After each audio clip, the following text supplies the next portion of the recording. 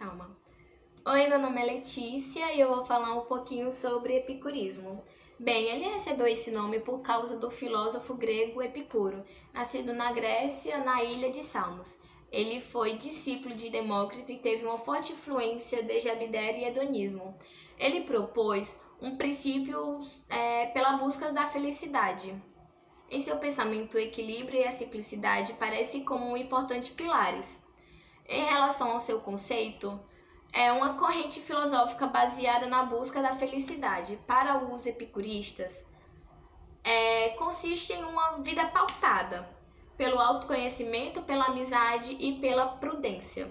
É a procura de prazeres moderados para atingir um estado de tranquilidade e de libertação da dor, com a ausência do sofrimento a partir do conhecimento de si, do funcionamento do mundo e das limitações de desejo. Os epicuristas, segundo a corrente filosófica, devem provar evitar a dor e as perturbações, levar uma vida longa das multidões, mas não solitárias, dos luxos excessivos, se colocando em harmonia com a natureza e desfrutando da paz. Olá, gente! Eu vou continuar falando um pouco sobre o epicurismo. E o epicurismo, ele surgiu em meados do século IV a.C. E Epicuro de Samos, ele dirigia a sua escola em uma casa que possuía um jardim. E pelo fato dessa casa possuir um jardim, a escola de Epicuro foi chamada de O Jardim.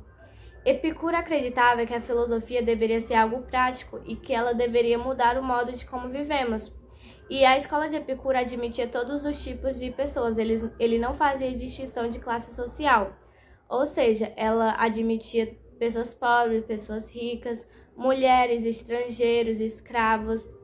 E pelo fato dele aceitar todo tipo de pessoa, a sociedade da Grécia Antiga não via aquilo como algo bom. Então o jardim de Epicuro possuía uma fama ruim e ele não era bem visto pelos povos daquela época.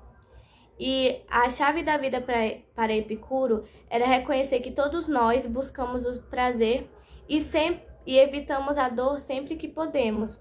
E vale ressaltar, gente, que o prazer aqui não é aquele prazer que a gente conhece hoje em dia, não é só simplesmente aquele significado. Aquela coisa que você faz em busca de uma satisfação, de uma emoção agradável, não é só aquilo. Prazer para Epicuro é a ausência da dor.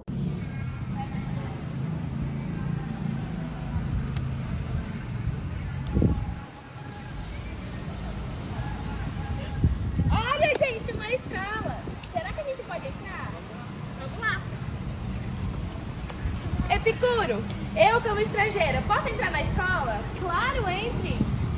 Eu como mulher, posso entrar? Claro, seja bem-vinda. Eu, como escravo, posso entrar na escola? Lógico, entre. Gente. Olá, gente, eu sou Epicuro de Samos e eu nasci na ilha de Samos, aqui na Grécia.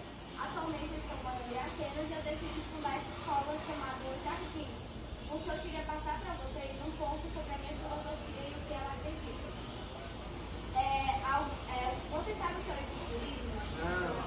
O epicurismo nada mais é do que um meio de se chegar à felicidade. Mas como? A gente vai tentar chegar à felicidade por meio dos prazeres moderados e levando a vida simples.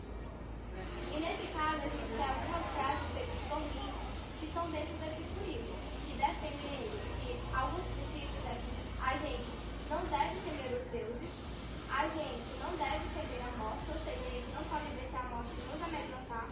O bem, ele é fácil de ser obtido e o mal é fácil de suportar. E o prazer em si, ele não é algo ruim. Agora, alguns prazeres, eles geralmente causam mais dor do que a própria felicidade. E nesse sentido, o prazer, ele não é uma satisfação, não é aquela coisa que a gente quer ter para si, para obter uma satisfação, uma emoção agradável. Não tem só esse sentido. O prazer para o epicurismo é a ausência da dor.